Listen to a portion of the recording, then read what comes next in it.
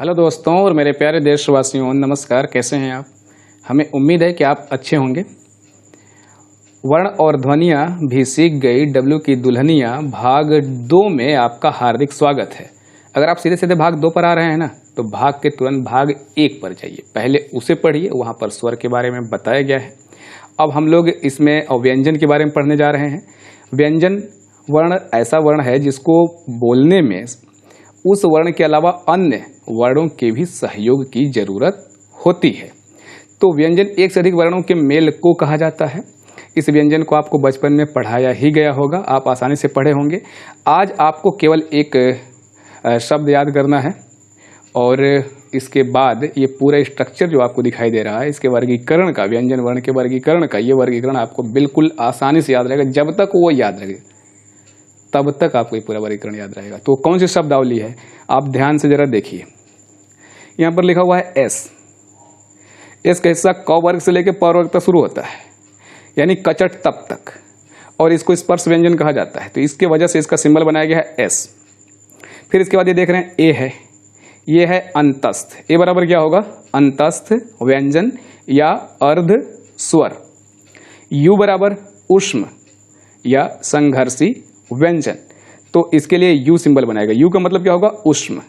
इसके बाद पुनः एस आता है, तो यह क्या है? संयुक्त है।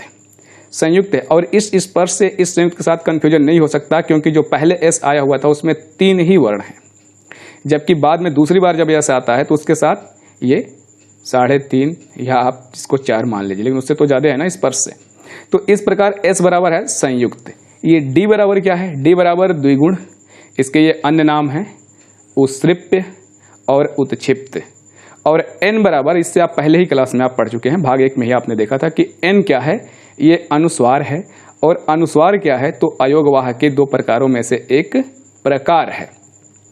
तो इस प्रकार ये एस ए यू, इसको यहाँ पर कॉमा लगा के आप रोक सकते हैं। और अगर पढ़ना होगा तो इंग्लिश में आप कैसे पढ़ेंगे?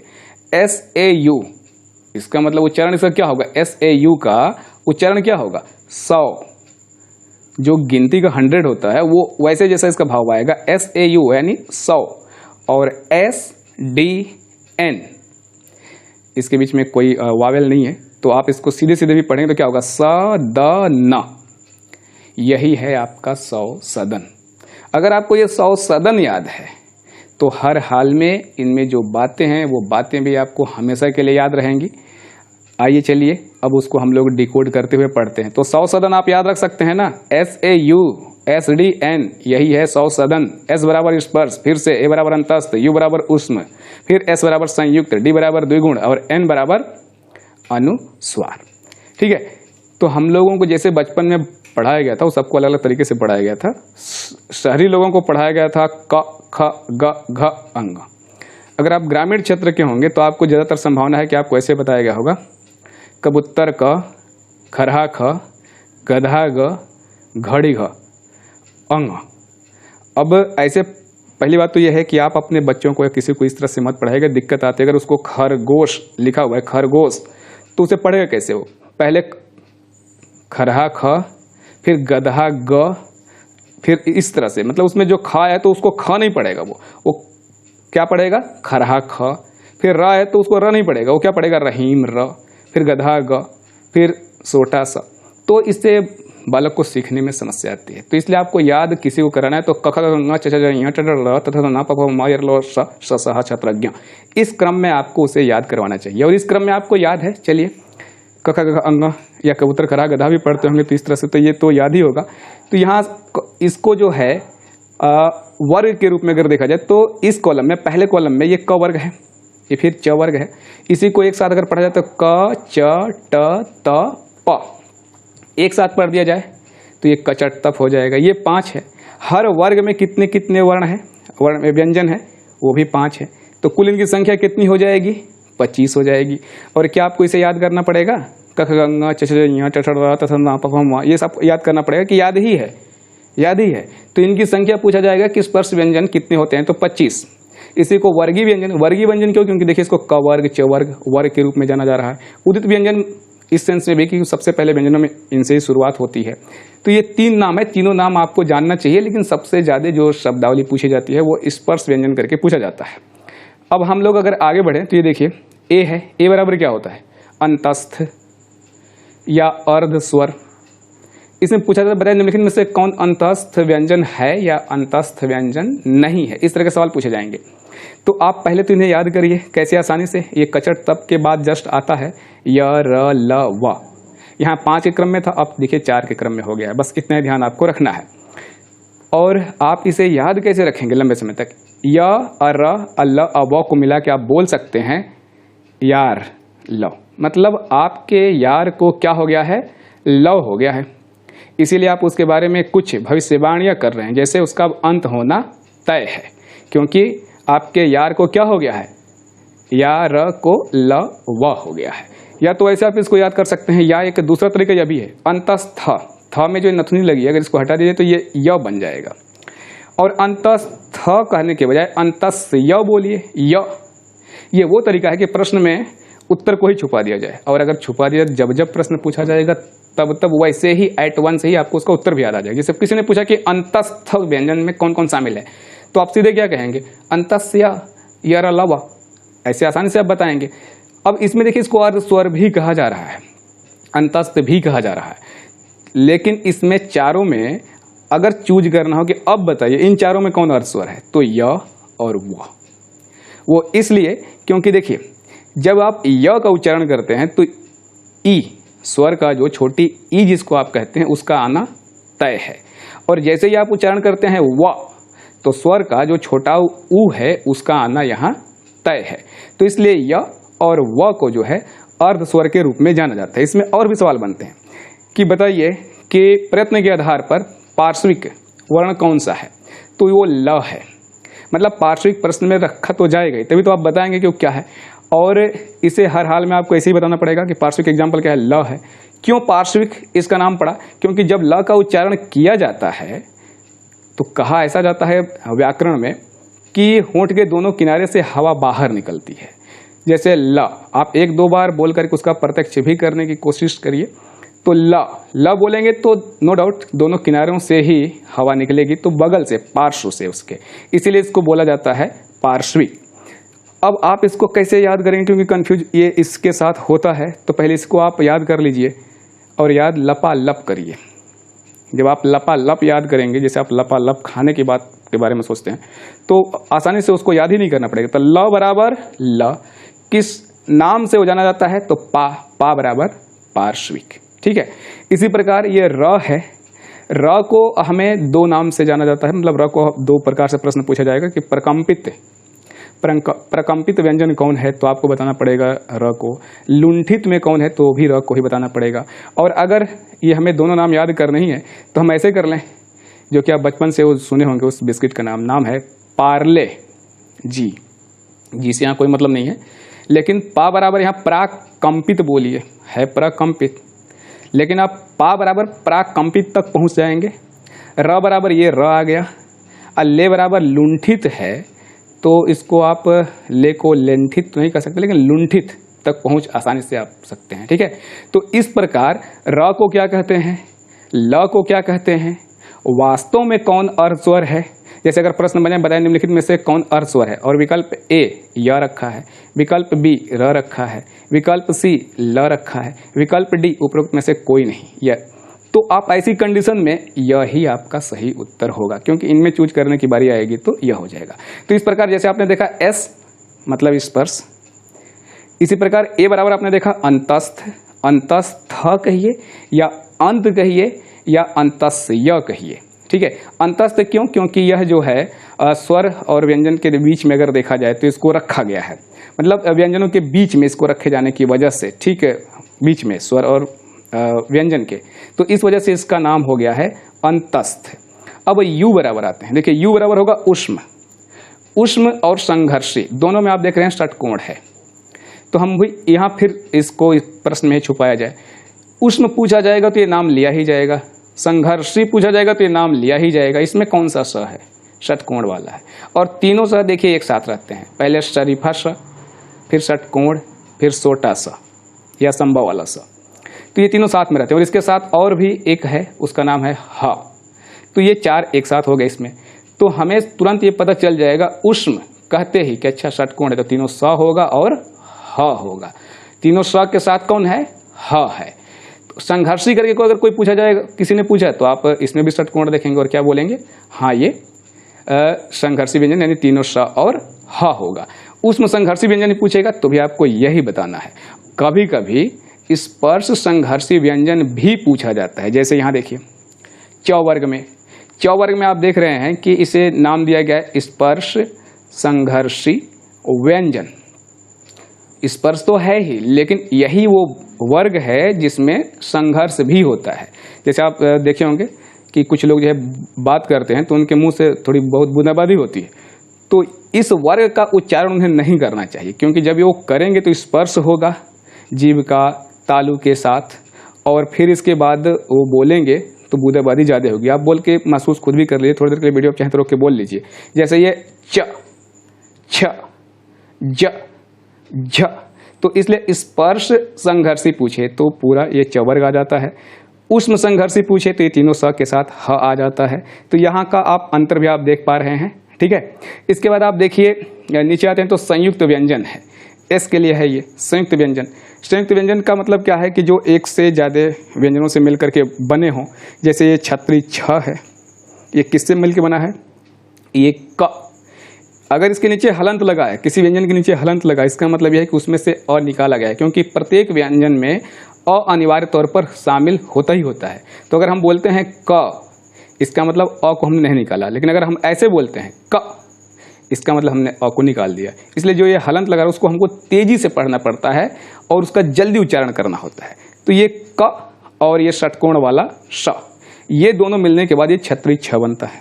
इसी प्रकार त्र है, तो त्र में त आ ही रहा है और र आ ही रहा है, तो त और र, लेकिन हलंत होगा। ज्ञ में समझना, तो देखिए ज्ञ, य, इसको य भाव ज्ञ में य शब्द छुपा है ही, और ज्ञ का इधर वाला ये जो घूम के आता है ज्ञानी ज्ञ बनाने के दौरान, उसको अगर काट दिया जाए तो ये ज बन जाएगा। तो इस ज्ञ में ही ज और य छुपा है, तो कन्फ्यूजन नहीं होगा। इसके बाद ये जो श्र है, इसमें आप देख रहे हैं ये श और ये र, इसके मेल से बना हुआ है। तो अब क्या होगा, भविष्य में क्वेश्चन पूछे जाएंगे तो आपको से अगर ये पूछा गया कि छत्री छ किससे किससे बना है, तो या तो आप क और श के साथ कंफ्यूज होंगे, या श इस षटकोण की जगह इस स को रख के कंफ्यूज होंगे। तो ये कंफ्यूजन ना हो, इन दोनों में से किसी एक को हम लोग बांध लेते हैं। जैसे आपने एक मूवी देखी होगी, मूवी का नाम है कृष। कृष में आप षटकोण सा है कि नहीं है, बताइए। कृष के बारे में आपको ये पता नहीं होगा कि उसकी जाति क्या है। आज आपको बताई जा रही, कृष जो था उसकी जाति थी क्षत्रिय। तो अब जो है क के साथ षटकोण वाला स होगा कि शरीफा वाला स होगा, आप कंफ्यूज नहीं होंगे, ठीक है। इसके बाद ये उत्सृप्य या द्विगुण या उत्क्षिप्त व्यंजन कहा जा रहा है, इसको हम लोग डिनोट किए हैं डी से। तो डी से वैसे भी ड होता है, और अगर ढ भी लिखना होता है तो डी एच आप लिख देते हैं।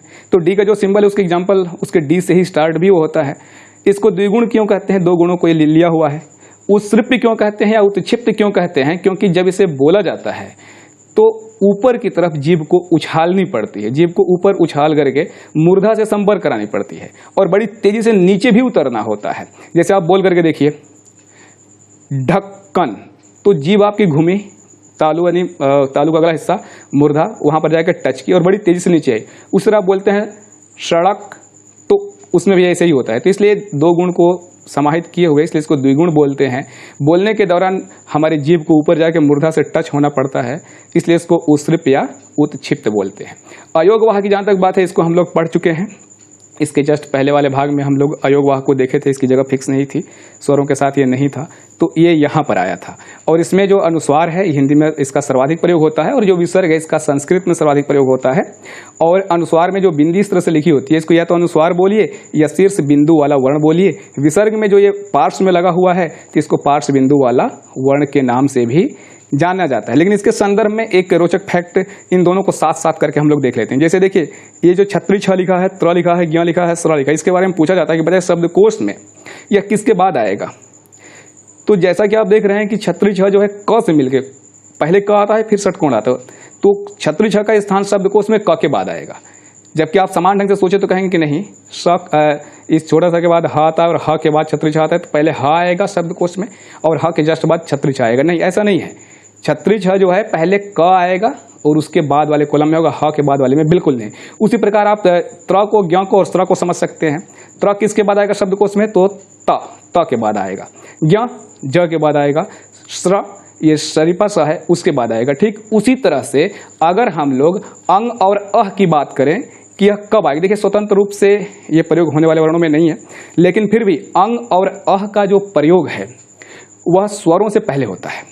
और इसी हिसाब से अगर व्यंजन के ऊपर भी अगर रख दिया जाए स्वर, तो जैसे कंग के ऊपर रख दिया जाए तो क के ऊपर रख दिया तो कंग हो जाएगा, वो क से शब्दकोश में क्या होगा, पहले आएगा। लेकिन संयुक्ताक्षर जो होते हैं वो पूर्ण वर्ण के बाद आते हैं। जैसे मान लीजिए लिखा हुआ है क से कोई शब्दावली है और कोई क्रय वाला शब्दावली है, क्लांत में क आधा क वाली है, तो ये जो संयुक्ताक्षर में होते हैं वो उस पूर्ण व्यंजन के जस्ट बाद आते हैं। और इसके अलावा अगर हम बात करें व्यंजन में, तो आप देख सकते हैं कि अरबी, फारसी और आगत या गृहीत व्यंजन, तो इसके बारे में इसके बारे में आप जो है आसानी से समझ सकते हैं। वो इसलिए क्योंकि देखिए ये जो अरबी, फारसी कहिए या आगत, गृहीत व्यंजन कहिए, तो ये ज के नीचे ये जो बिंदी लगी हुई है, फ के नीचे जो बिंदी लगी हुई है, इसको बोला जाता है नुक्ता। और यह राजा शिव प्रसाद सितारे हिंद द्वारा जो है 19वीं सदी के उत्तरार्ध में लगाया जाने लगा। और लगाने से इसके उच्चारण में अंतर आ जाता है। जैसे यहाँ पर अगर ये बिंदी लगा हुआ है ज के जस्ट नीचे, फ के जस्ट नीचे, तो इसका अर्थ बोलने के दौरान, जैसे यहाँ पर जो ज है तो उसको आप ज बोलते हैं, यहाँ जो फ है उसको फ बोलते हैं। लेकिन अगर ये बिंदी नीचे लग जाए तो फिर आपको अपनी आवाज़ में थोड़ी सी खरखराहट लानी पड़ेगी। जैसे आपको कहना होगा हिंदी में, तो आप बोलेंगे जान। और अगर उसी को ये हिज्जे के साथ, ये नुक्ता के साथ बोलना होगा, रो लगाओ तब आपको बोलना हो, तो आप कैसे बोलेंगे, जान, जफा, वफा। तो ये लगने के बाद थोड़ी सी गले में खरखराहट उत्पन्न होगी। अक्सर जो है आप देखते होंगे जो उर्दू शायरी करते हैं वो इसका प्रयोग बहुत ज़्यादा करते हैं। अब तो आप गूगल पर मतलब वो करते हैं, टाइप करते हैं, तो उसमें भी ये लगा हुआ आता है नुक्ता। तो इसका सर्वप्रथम शुरुआत जो है राजा शिव प्रताप सितारे हिंद ने किया था। क, ख, ग के भी नीचे लगाया जाता है, लेकिन अभी ये हिंदी में उतना मान्य नहीं है। ज और फ ये मान्य है। तो ये अरबी फारसी से दो शब्द आए हुए हैं जिनको हम आगत या गृहीत या अरबी फारसी व्यंजन के रूप में जानते हैं। इसी प्रकार अंग्रेजी से भी कुछ शब्द आए हुए हैं, जैसे आगत स्वर बोलते हैं, स्वरों में वो आया है। जैसे ये वाला डॉक्टर आपने लिखा हुआ देखा होगा, तो उसके ऊपर चंद्र बिंदु नहीं होती बल्कि अर्ध चंद्र बिंदु होती है, उस पर अनुस्वार नहीं होता है। और जैसे लिखा हुआ ये doctor, call, college, copy, ball, तो इस पे ये अनुस्वार वाली बिंदी नहीं है। ये वाला कहाँ से आया है, तो ये हमारा आगत स्वर है, ये उससे आया है। तो इस प्रकार ये आगत स्वर है जो अंग्रेजी से आया हुआ है। हिंदी में कुछ नव विकसित शब्द व्यंजन हैं, जैसे ये देखिए ड, ढ, आप पहले ही पढ़ चुके हैं, क, ख, ग, जफा, इतना ही है। और यहाँ जो आप वर्गीकरण देख रहे थे सौसदन, सौसदन तो आपको याद ही होगा, आप तो बार बार बोल ही सकते हैं इसका मतलब क्या, का मतलब क्या। तो ये जो सौसदन है इसको जरा एक और वर्गीकरण के आधार पर देखिए, प्रयत्न के आधार पर। देखिए प्रयत्न के आधार पर आप देखेंगे तो ये जो अयोग वा है यहाँ से लेकर के स्पर्श व्यंजन तक, यानी स्पर्श व्यंजन से लेकर कहाँ तक, अयोग वा। अगर सवाल यह कि प्रयत्न के आधार पर बताइए व्यंजन वर्ग के कितने भेद हैं या कौन सा उसके भेद में शामिल नहीं है, तो स्पर्श है, अंतस्थ है, उष्म है, संयुक्त है, उसृप्य है और अयोग वा है। इसके सिवा अगर कोई होगा, यानी जो सौसदन आपको याद है उसके अलावा अगर होगा तो वो गलत होगा। प्रयत्न के आधार पर व्यंजन के वर्गीकरण में वो नहीं आता। अगर स्थान के आधार पर हम बात करें तो स्थान के आधार पर इनका वर्गीकरण कैसे होगा, इसमें कौन कौन शामिल होगा, तो ये कचट तप, तो देखिए कचट तप लिखा हुआ है, बाकी अलग अलग तरीके से लिखा होता, इसको आपको आसानी से याद हो जाए इसलिए लिख दिया गया है सरल जन अफवाह। तो इसमें स भी शामिल है, र भी, ल भी, ज भी, न भी, अ नहीं शामिल है। और सिर्फ इस सेंटेंस को मतलब इस वाक्य को थोड़ा पूरा करने के लिए किया गया है। तो फ है, वा नहीं होता है, व है और ह है। तो इस प्रकार हम लोग आज जो है व्यंजन के वर्गीकरण को समझे। और सौसदन जो आपको याद है जिसकी स्पेलिंग कैसे है, SAUSDN। वीडियो बंद करने के बाद आप सौसदन को डिकोड करिए बस। ओके, धन्यवाद।